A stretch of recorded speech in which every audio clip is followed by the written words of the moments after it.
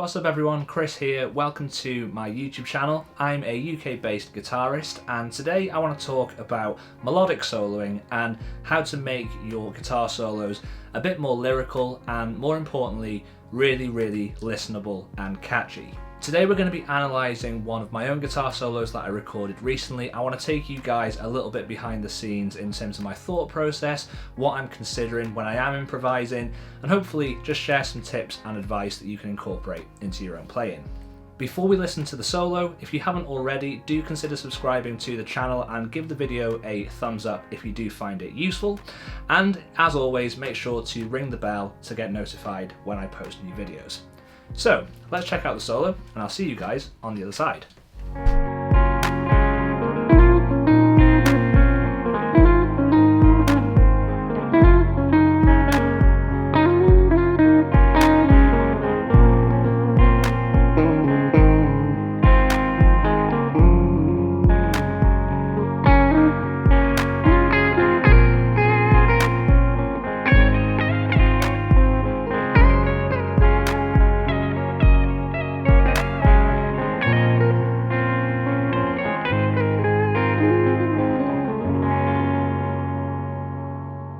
Now, the first thing that I always want to do when starting to improvise on a solo is kind of create either a motif or an idea, and that is what I do at the start. So you'll notice that there's a pattern that's played in the first few bars, and I repeat that pattern and elaborate on it slightly each time.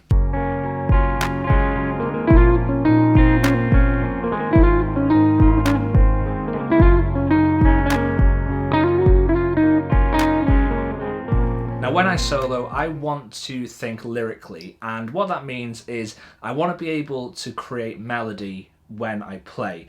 Very much like a singer would approach a song, I want to try and adopt the same mentality for my guitar. So there's nothing really elaborate going on, it's just a kind of simple lick that's repeated and, like I said, developed slightly each time. Now, the simpler the better when starting out, because again, that is what's going to make the solo catchy and it's going to make that lick easily listenable to anyone who listens to the song, especially if you are recording for another artist, or this is just going to be a section in a pop song, for example. You want it to be fairly simple. That idea of repetition is something that is really important in my own playing, because I always think that it's good to establish that motif and that theme, and repetition is the best way to establish that fairly easily and early on. Now, something else that you'll want to consider when you are improvising is how you choose to play the notes that you're choosing to play.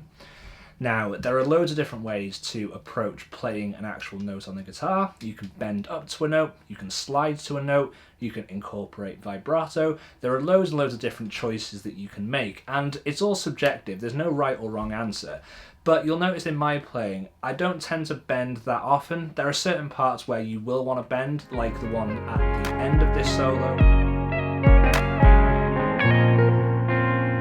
where you're really kind of using it to emphasize the kind of climax of the piece. But when you're kind of soloing throughout and you're kind of incorporating your ideas, I find that kind of sliding to notes and incorporating vibrato is a great way to make it really lyrical.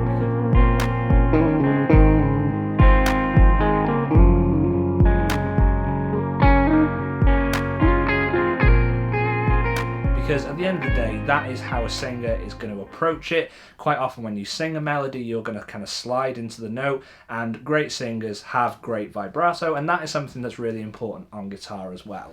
For me personally, I think vibrato is one of the techniques that every guitarist, especially if you want to become a lead guitarist, really developing a good vibrato is definitely something that is going to be important, and I am going to cover this in a future video.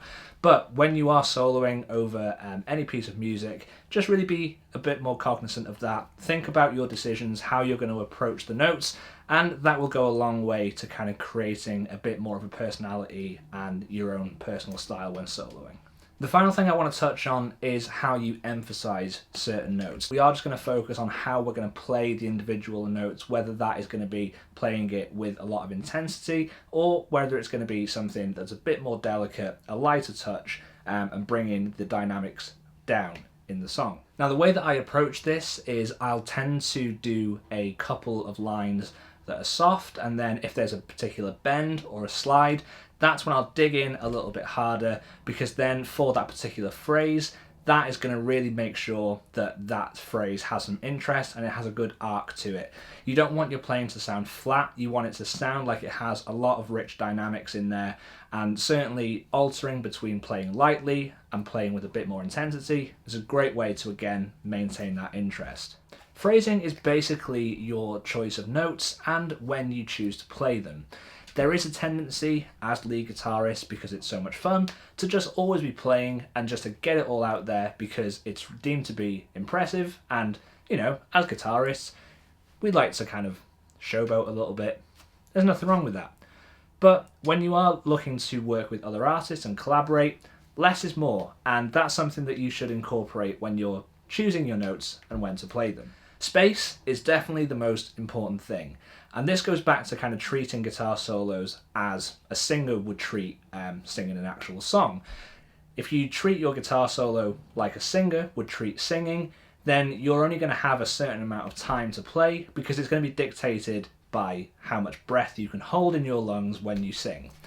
And that's something that is really important, and it's a great tip to start to incorporate into your practice.